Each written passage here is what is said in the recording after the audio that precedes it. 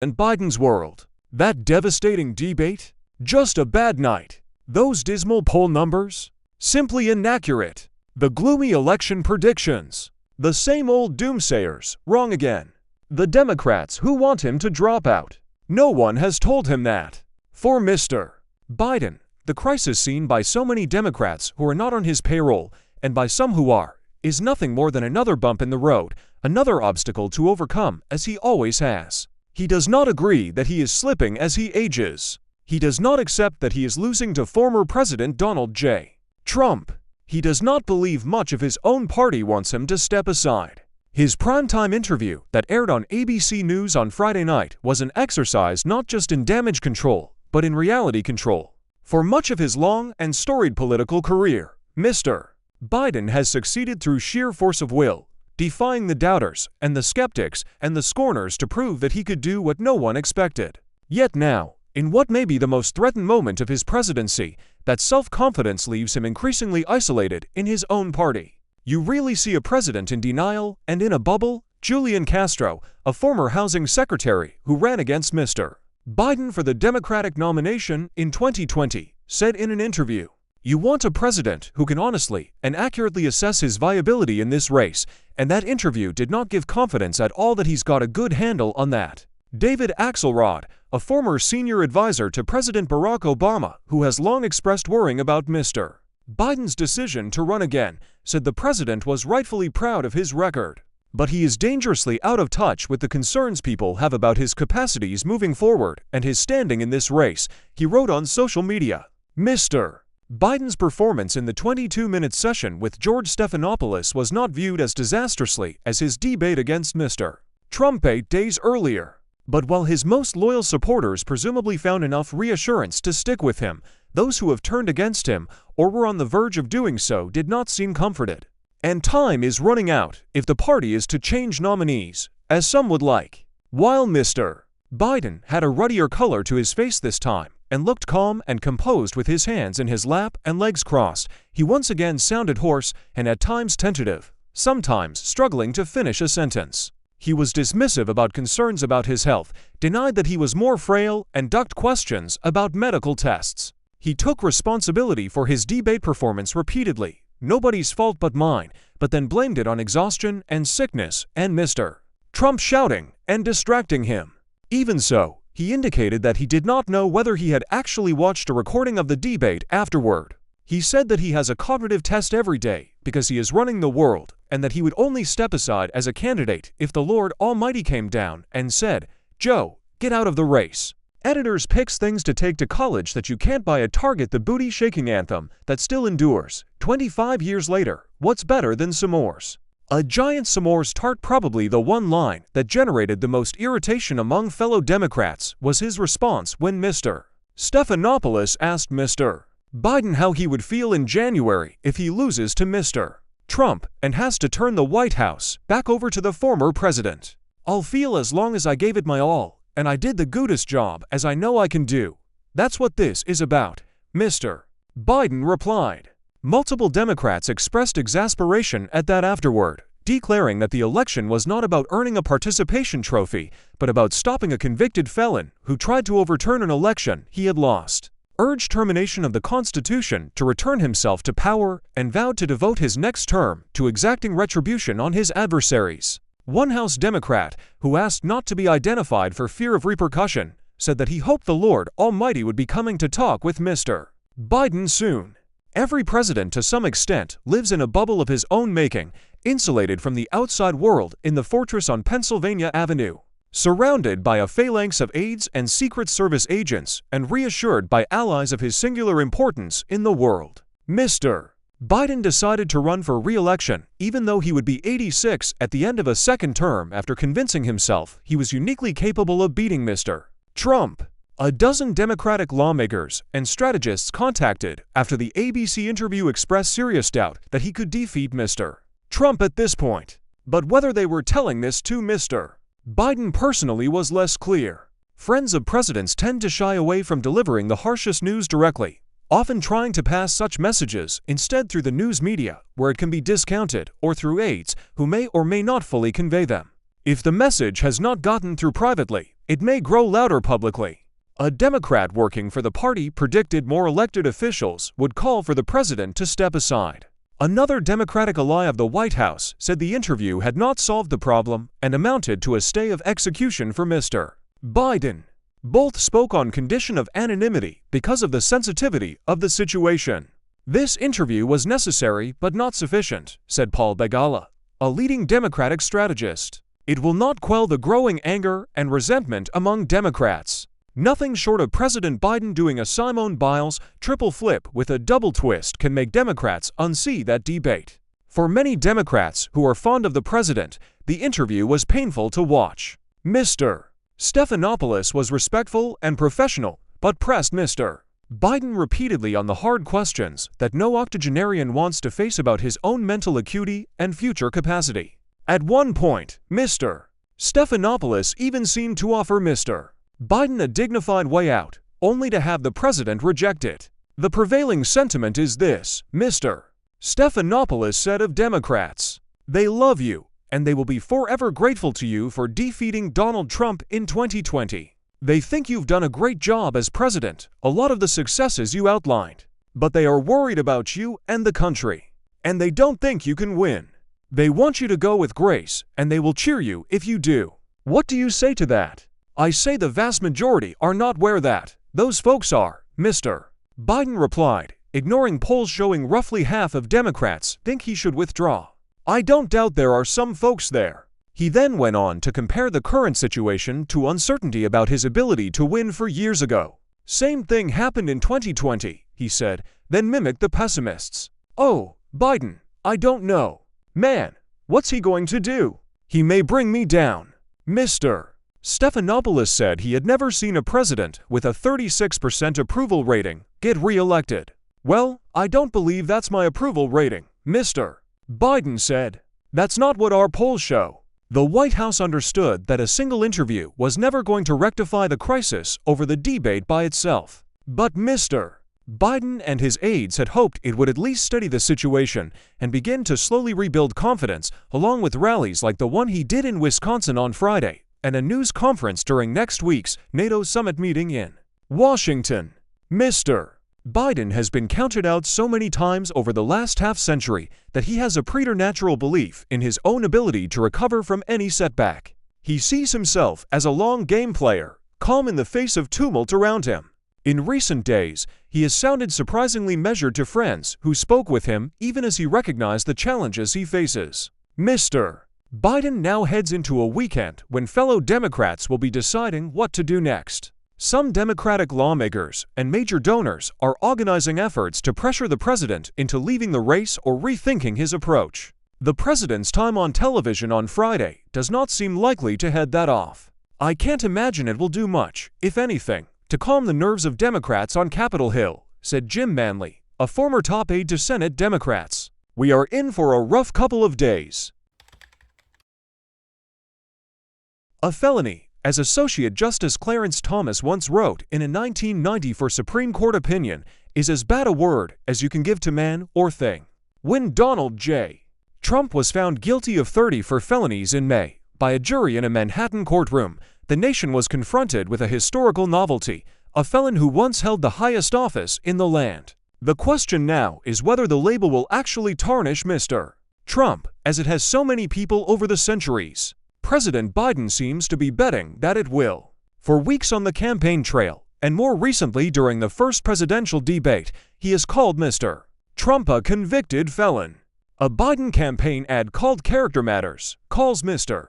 Trump a convicted criminal who's only out for himself and says the felony convictions reveal who he is. Felon is a word with 900 years of historical baggage, a remnant of the harsh punishments and routine discrimination that were the norm during the Middle Ages. But in a sense, its power derives from its elastic boundaries. Unlike specific crimes, which hinge on the defendant's behavior, the felony category is defined only by its punishments. We don't have a positive definition, said Elise Wong, a historian who has traced the word's origins back to medieval literature. We only have a tautology.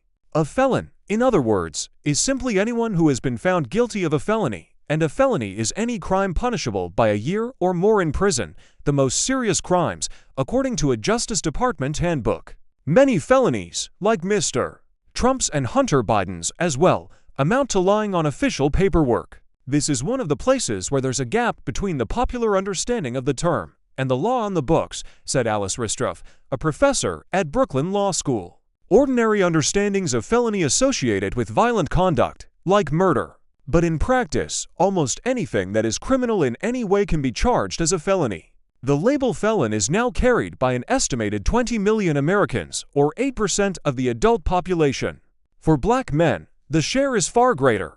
33%, according to one study, have a felony conviction.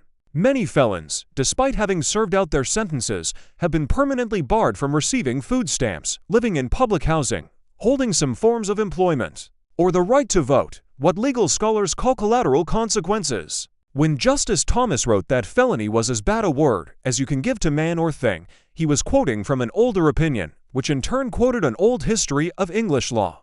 That text identified in the usage of felon a subtle undercurrent of praise. Occasionally, we may hear in it a note of admiration, wrote the authors, for fierceness may shade off into laudable courage. The electorate seems tuned into this ambiguity. After Mr. Trump was found guilty, initial polls pointed to a slight dip in support for him among independent voters, but the number of Republicans who said the convictions were a good thing for Mr. Trump's campaign outnumbered dissenters by a ratio of 7 to 5. Rahim Buford, who founded a nonprofit for the formerly incarcerated and who himself was once convicted of a felony, told the New York Times that the former president might now understand what it feels like to be on the receiving end of the criminal justice system. He's convicted, so now he's in our community, Mr. Buford said. While Mr. Trump's lawyers prepare to argue in court that his convictions should be thrown out in the wake of a Supreme Court ruling on presidential immunity, the former president has been embracing his new criminal status on his own terms, by framing himself as the victim of an unjust system. "This is bigger than me," he said the day after the verdict. "The people understand it. This wasn't the first time someone called Mr. Trump a bad name. It wasn't the first time he was the target of a criminal investigation, nor the first time he was taken to court. But after the jury announced its verdict, he seemed to recognize that being a felon would be something different. It would be a new frontier of disgrace for him and for the presidency. While his lawyers make a last-ditch effort to fight the verdict in court, Mr.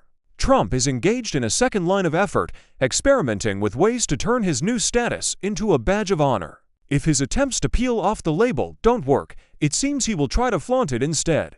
The inversion of 30 for felony convictions into a reason to vote for Mr. Trump, were it to succeed, would perhaps be his most audacious transgression of all. From feudalism to Jim Crow, the earliest uses of felony associated with betrayal. A 12th century manuscript of the French epic poem The Song of Roland refers to felons, deceitful traitors. A 14th century religious text condemns Judas, foul felon, who waited for Jesus with treason. Ms. Wong said that the fact that felon first appeared in literature before migrating over to law is important because the felon, an especially wicked person, predates the idea of the felony as an especially heinous crime. The word is an epithet for villain, she said. What villainy means is that you're excluded from society. Villains don't get a happy storybook ending. We don't let them come back. In the medieval context, that meant death or exile. At that time, most of the population lived and died in the same town they were born in. So if some rando were to show up and say, "I had to leave where I was before," you're not going to treat that person very well. You're going to keep them on the outskirts of society. At first, the felony crime was a kind of feudal insubordination, the offense of a serf or servant who had failed to carry out his prescribed duties to his lord. Around 1300, it began showing up in English criminal law as the equivalent of a botlius, a serious crime that could not simply be settled through an atonement payment or bot, and then as a crown offense. A crime that could entail capital punishment. Almost as soon as the category was created, it began to grow. During the early period of common law in England, there were 9 kinds of felonies: murder, mayhem, manslaughter, rape, arson, robbery, burglary, larceny, and sodomy. By 1765, according to William Blackstone, Parliament had specified 160 felonies. There is no definitive count of how many crimes are designated as felonies in the United States today, between state and federal law. One study puts the total number of kinds of federal crimes, misdemeanors, included at 5,199. What might be called felony creep has been criticized across the political spectrum. The National Rifle Association has complained of federal and state governments' campaigns to criminalize everything, noting that Martha Stewart's for felony convictions related to insider stock trading now mean that she cannot legally own a gun. A claim by a defense lawyer that the average American unknowingly commits 3 felonies each day has been trumpeted by conservative critics of the executive branch's regulatory agencies, which they call the administrative state. Legal scholars have mounted a vigorous critique of the American felony system, arguing that it is essentially an extension of Jim Crow, one that serves to deprive millions of black people of the right to vote. It's about creating a permanent racial underclass, said Ms. Wang. History shows that some Americans are very comfortable with that. They might even prefer it. At a convention held in Alabama in 1901 to overhaul the state constitution, Jennifer Taylor of the Yale Law School pointed out, the presiding officer made an explicit linkage between felon disenfranchisement and the goal to establish white supremacy achieved by law, not by force or fraud. To whatever extent that was the conscious purpose of felon disenfranchisement in the rest of the country, statistics suggest that it worked. In 2020, felony convictions kept more than 5 million Americans from voting in the presidential election, one study found, with disenfranchisement affecting black people at 3.7 times the rate of whites. 25 states currently bar at least some individuals with felony convictions from voting. Though Florida, where Mr. Trump lives, is among them, the fact that Mr. Trump was convicted in a New York state court means that he will probably be allowed to vote in November. If necessary, Gov. Ron DeSantis has promised to smooth the way for him. We do love villains, Mr. Trump has insisted that his conviction reflects less on his own conduct than on the legitimacy of the entire legal order. If that argument sounds familiar, it should. He has used it many times before. Mr. Trump's former campaign manager Paul Manafort, his former chief strategist Steve Bannon, and his longtime advisor and friend Roger Stone are all convicted felons. For Mr. Trump, felon was just a word. At least when it came to his own associates, he gave all 3 men presidential pardons. Mr. Trump has repeatedly invoked the infamous mob boss Al Capone, comparing his legal travails to Mr. Manafort's and later to his own. Ignoring the fact that Capone spent 8 years in federal prison, Mr. Trump has tried to argue that he and his allies received harsher treatment from the government in their own criminal cases than Capone did. In Ms. Wang's view, Mr. Trump's Capone comparison could be another attempt to turn his convictions to his advantage by presenting himself as an outlaw, a pro-wrestling-style archvillain. It adds fodder to his argument that he gets to be outside the system, she said. We do love villains. There's something very attractive about them. But I don't think the law should be in the business of talking about villains. That's for stories. That's for literature. Legal experts say the broader impact of felony convictions should be considered carefully by those seeking to capitalize on the shame that might attend to Mr. Trump's new felon label. It may be strategically wise to pound on the message that Trump is a felon. Trump is a felon, Ms. Ristruff said. But to do so reinforces ideas about criminal law and the category of felon that have been deployed in racialized ways and have been devastating for other defendants. Ms. Ristruff advocates abolishing the felony category altogether. She likens the word to bastard, idiot, imbecile, and pauper for other derogatory categories that have been used in the past to transform people into outcasts. All have medieval origins. All managed to persist in American law well into the 20th century before being largely set aside. On Monday, Mr. Trump's lawyers told the judge in his Manhattan trial that Mr. Trump's social media posts, phone records, and Oval Office conversations were inadmissible as evidence under the new Supreme Court ruling on presidential immunity, so his convictions ought to be thrown out. It was a state of affairs that might have made Al Capone jealous, a potential lifeline handed to him by 6 justices on the nation's highest court, half of whom were his own appointees. For Mr. Trump, even felon, a label designed to leave a permanent mark, may prove to be negotiable. The questions asked of President Biden by radio interviewers this week were provided in advance to the hosts by Mr. Biden's aides at the White House, one of the hosts said Saturday morning on CNN. Andrea Lawful Sanders, the host of The Source on Word in Philadelphia, said White House officials provided her with a list of 8 questions ahead of the interview on Wednesday. "The questions were sent to me for approval. I approved of them," she told Victor Blackwell, the host of First of All on CNN. Asked if it was the White House that sent the questions to her in advance, she said it was. "I got several questions, 8 of them," she said, "and the 4 that were chosen were the ones that I approved." Lauren Heat, a spokeswoman for the Biden campaign, said it is not uncommon for the campaign to share preferred topics, but added that officials do not condition interviews on acceptance of these questions by the interviewer. "Hosts are always free to ask the questions they think will best inform their listeners," she said. In addition to these interviews, the president also participated in a press gaggle yesterday, as well as an interview with ABC. Americans have had several opportunities to see him unscripted since the debate. Mr.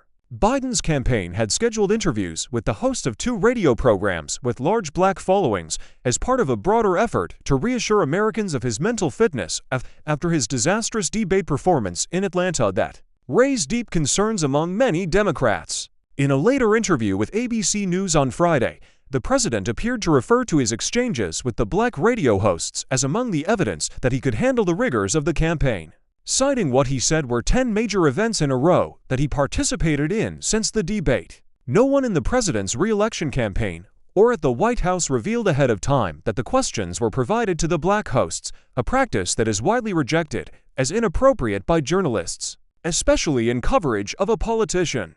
And yet, despite knowing the questions in advance, Mr. Biden still stumbled over some of them. In the interview with Ms. Lawful Sanders, Mr. Biden stumbled over his words, at one point saying that he was proud to have been the first Black woman to serve with a Black president. During his appearance on the Earl Ingram Show on WMCS in Milwaukee, Mr. Biden responded to a question about why voting matters with a halting and sometimes confusing answer. "That's where we gave Donald Trump executive a power to use a system, and it's just never contemplated by our founders because of the people he appointed to the court," he said, appearing to stutter several times. "A condition he has struggled with since he was a child. It's just presidential immunity. He can say that I did this in my capacity as an executive. It may have been wrong, but I did it. But that's going to hold, because and this is the same guy who says that he wants to enact revenge." Mr. Blackwell, interviewing the 2 radio hosts Saturday morning, appeared surprised by the answer about the pre-approved questions. He had asked Ms. Lawful Sanders about her for questions because he said he had noticed that they were almost identical to the 4 that Mr. Ingram had asked in his interview with Mr. Biden the same day. Mr. Ingram, who was on Mr. Blackwell's show with Ms. Lawful Sanders, did not dispute her description of how the questions were selected. "The reason I ask is not a criticism of either of you," Mr. Blackwell told the 2 anchors. "It's just that if the White House is trying now to prove the vigor, acuity of the president, I don't know how they do that by sending questions first, before the interviews, so that the president knows what's coming." "I watched the debate from a pub in Ireland. A man sitting next to me pegged me for a yank. Sorry about all that. Screwed no matter what you do," he said before the final minutes of the debate ended. "I nodded, accepting his sympathies for my condition as an American during a week when it has been hard to be an American. It is only when I am not in America that I feel my Americanness. From the moment that blue passport cover places me in a different line at customs, my citizenship speaks louder than my race, gender, or religion. Maybe I had to watch that debate from outside of the U.S. to fully appreciate what was happening to us, Americans." A survey of the political commentariat shows a consensus forming. Joe Biden is fighting the final rounds of a match that the refs won't call, but probably should. Usually, after reading all of the news and polls, I turn to the everyday political discourse, which often diverges from that of the professional political watchers. What should scare Biden loyalists is that this time, the 2 agree. Even the most die-hard Democratic voters can see Biden's decline for what it is, an opening for Donald Trump to win his 2nd presidential term. A few days after that disastrous debate, the Supreme Court finally weighed in on presidential immunity. There is no other way to read its decision than as a signal that whoever owns the Republican Party also owns the power to break the law. Whether he wins or loses, Trump owns the G.O.P. lock. stock and barrel. I'm not sure the country has fully accepted what that means. When the Supreme Court decision was announced, I had moved on to Greece. Again, it felt like a portentous place to be, as the United States moved closer to an autocracy than it has been since perhaps Reconstruction. Greece prides itself as the birthplace of deliberative democracy. As you walk through the ancient ruins, the biggest ideas to transform human society don't look very big. The buildings where they were debated are crumbling. Modern development dwarfs what were once massive structures to Western ideology. Despite standing for more than 2,000 years, these relics of early democracy feel fragile. Americans don't build monuments as well made as the ancient Greeks built. The idea has always been that our democratic ideas are the real monuments. The statues and artifice of political memory should never be stronger than those ideas. Sometimes we have made our monuments cheaply, as if to say that having perfected the means of democracy, if not its Platonic ideal, we don't need to bother with strong foundations and materials. But Greece is a testament to what happens when we think ideas are so taken for granted that they do not need defending. That small country is fighting its way out of a decades-long economic slump and years of political unrest. A nation that was so central to the ideas of democracy can today be described as politically unstable. Voters have lost faith in their country's ability to hold fair elections. Political violence has become more common. Americans continue to insist that Jan. 6 was an anomaly, but we are naive about the strength of our institutions. Too many of us, academics and laypeople alike, rely too heavily on historical precedent to safeguard our electoral present. What a nation like Greece shows is that Jan. 6 is an anomaly only once before it becomes routine. However poorly Biden performed at that debate, and he was embarrassing, debates are theater. However ill-equipped the Democratic Party is to provide an heir apparent, and they are embarrassingly unprepared for this predictable eventuality, their dysfunction is not the clear and present danger. The Supreme Court's decision on presidential immunity is a harbinger of not just the court's growing power, but of Democrats' inability to mount a populist defense. This conservative bloc on the court reflects years of undemocratic political maneuvering, from Mitch McConnell stealing a seat to the political activism of Chief Justice John Roberts, Justice Samuel Alito, and Justice Clarence Thomas. Their decisions are not only codifying minority interests, they are a show of strength for a Republican Party that has no intention of ever ceding power to majority will again. Editors picks things to take to college that you can't buy at Target. The booty-shaking anthem that still endures. 25 years later, what's better than s'mores? A giant s'mores tart. If you take your eye off the ball of democracy for any length of time, no amount of history will save you. Americans have taken our eyes off the ball. I have not wanted to make that call. It is an easy thing to say. Too easy. Critical thinkers too often toss about pronouncements about the demise of democracy when they lose a political battle or just want to seem erudite. It can make professional critics sound like Chicken Little, always claiming the end is near until no one cares to hear our squawking. But it is time to squawk. It is not just that my side A, the ideas I believe in like bodily autonomy, economic justice, and diversity are losing in the marketplace of ideas. It is that many of the ideas that I believe in absolutely kill in the marketplace of ideas, and it does not matter. The majority of Americans want women to have access to safe abortion care. The majority of Americans want strong social welfare programs. They want affordable housing and safe schools and sensible gun control. My ideas are winning, but our electoral politics no longer care about representing the winning ideas. The post-debate analysis quickly devolved into a reality show catfight. Smart people are placing baits on their favorite candidate for Survivor, the POTUS edition. I hate contrived reality show competitions, and I hate this one most of all. Should it be Kamala Harris? Some other dark horse candidate? What about a brokered Democratic convention? How exciting! Except, it is only exciting for people who won't lose no matter who wins the White House. As for the rest of America, it has already lost. After Donald J. Trump was elected president in 2016, he reached into the Senate for just one high-level member of his administration, picking Jeff Sessions of Alabama as Attorney General and rewarding the first senator to endorse him when many other Republicans had kept the candidate at arm's length. The list of eager Senate applicants for a job in a second Trump administration could be much longer if Mr. Trump triumphs this year. Unlike in 2016, when many Senate Republicans considered Mr. Trump an unknown quantity. Nearly all of them are fully on board and might jump at the chance for an administration gig, even if they just got to the Senate. At least a Senate Republicans, J.D. Vance of Ohio and Marco Rubio of Florida, are on the short list for the vice president slot, with Senator Tim Scott of South Carolina also having been vetted. Other G.O.P. senators are being talked about for top posts in a Trump White House. It is a distinct change from 2016 when Mr. Trump and his advisors looked to the House, where Trump fervor ran much deeper, for political appointees. The Republican conference right now from top to bottom is currently an all-star team, said Senator John Barrasso of Wyoming, the No. 3 Republican.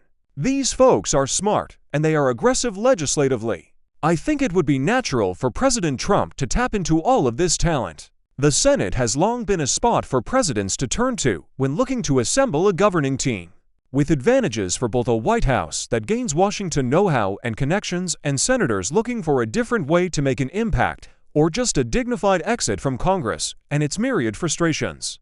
According to the Senate Historical Office, more than 40 senators have resigned their seats for cabinet posts, with the first being Samuel Dexter of Massachusetts, who was appointed Secretary of War by President John Adams in 1800. The State Department has been the most popular stop, followed by the Treasury, Justice, and Interior departments. The election of Barack Obama in 2008 brought several Senate vacancies, including Mr.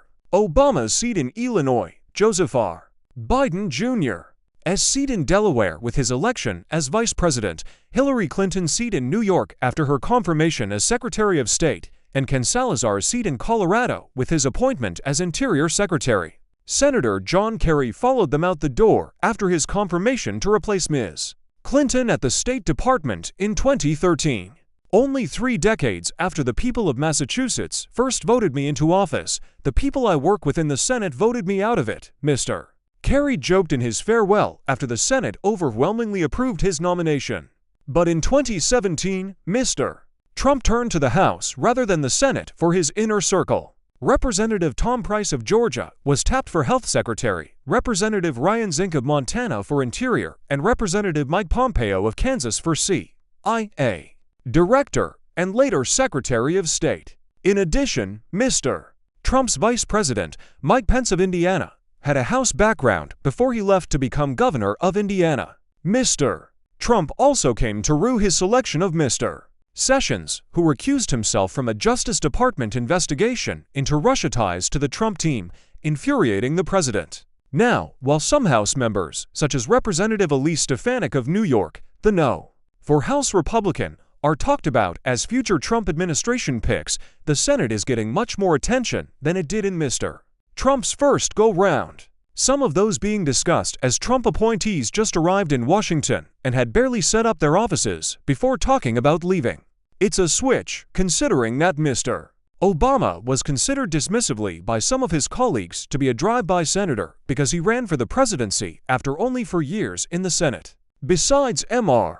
Vance, other recently elected Republicans who have come up in discussions about joining the Trump administration include Senators Bill Hagerty of Tennessee, who was elected in 2020 after serving as Mr. Trump's ambassador to Japan, and Eric Schmidt of Missouri, elected in 2022 after a stint as state attorney general. Mr. Schmidt recently took part in a small Washington meeting with Mr. Trump to discuss policy issues in advance of Mr. Trump's debate with President Biden. Mr. Vance has been perhaps the most open about his interest in being named Trump's vice presidential nominee, despite taking his Senate oath less than 2 years ago, giving him little time to build a record. Though he would gladly run for vice president, he still says his goal isn't to make for the exits after such a short tenure. "I like being a senator," Mr. Vance said recently on CBS's Face the Nation. "I'm not trying to leave the United States Senate. It's an honor to serve the people of Ohio.